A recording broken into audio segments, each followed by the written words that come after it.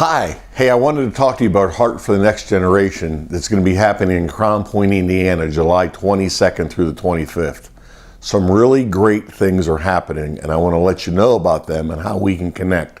I've been traveling a lot, everywhere from Rochester, New York to Mississippi and Georgia and Alabama and Minnesota and all over the place.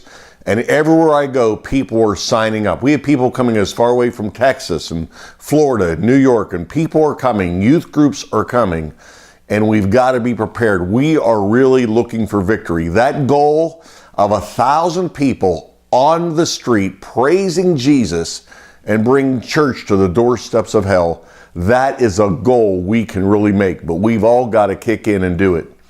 I was reading early this morning, and I came across this verse that I had some notes on in 1 Kings. In the 18th chapter, he says, Elijah came near to all the people and said, how long will you hesitate between two opinions? If the Lord is God, follow him, but if Baal, follow him. But the people did not answer a word. Now, I know this wasn't talking about pro-life, but it really was talking about who they were going to follow and who they were going to serve. And often we hesitate between two opinions. Chances are, if you're listening to me, you are indeed a pro-lifer. But we hesitate sometimes in really putting flesh on our faith and putting feet to our faith and doing something that's going to make a difference. This is going to make a difference. We want to ignite a young generation that is going to make a great impact. And we want to affect that region and spread it out from there. Now, there are 7 things you can do that everybody can do to make a difference. I know sometimes I feel like, God, what could I do? If I knew what to do, I would do it. But I'm going to give you 7 things that every person can do, okay? Number 1, plan on being there, especially you folks in the Chicagoland, Indiana area. I know sometimes when events are close to you, you kind of think, well, I'll just kind of get there most of the time. Remember, there are people taking their vacation and they're coming there. Plan on being there now. Take the day off, okay? Take your vacation time. Plan on being there all the time. You will matter, and by the way, we could really use your help too. So that's the first thing to do. Get it on the calendar, cross it out, put your time slip in. I'm going to be there. Number 2, reach out to people. You know, when you share with people about something, you say, look, I've already taken time off. Would you join me? Would you be a participant in that? Reach out to people. Fellowship meetings you go to, Bible studies you go to, people you work with, family gatherings. Bring it up to everybody you can. Reach out. Let people know. Number 3, pass along contacts and lists.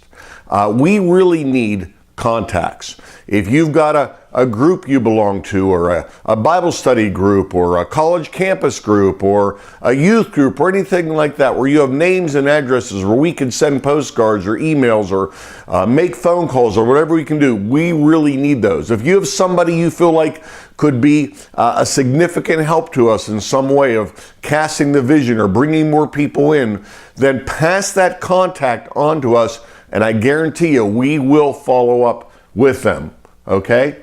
Number 4, social media is so critical. You know, we have a little 4-minute video that we've played. Some of you have seen it. It's on the web. You can download it.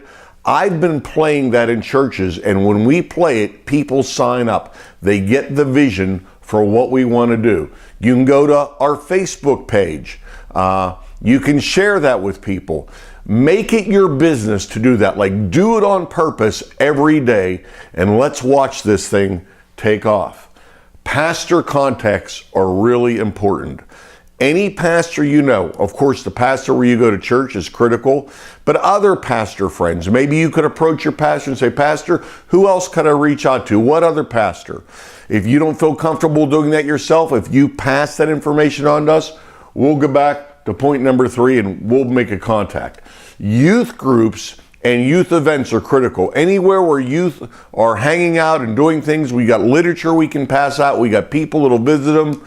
We got speakers that'll go and speak to youth groups. We have a lot of youth groups coming. Remember, we're going to run like 2 conferences. We're going to run a youth conference and a family forum side by side. So we've got whole groups from churches that are going to be traveling a long ways to be there. It's going to be great.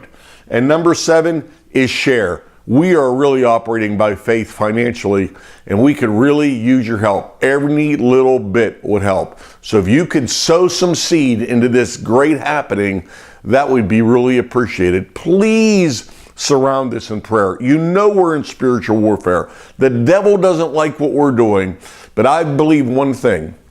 If we start right here, you planning on being there, just like I planned on being there, we're going to stand back and see God do something awesome.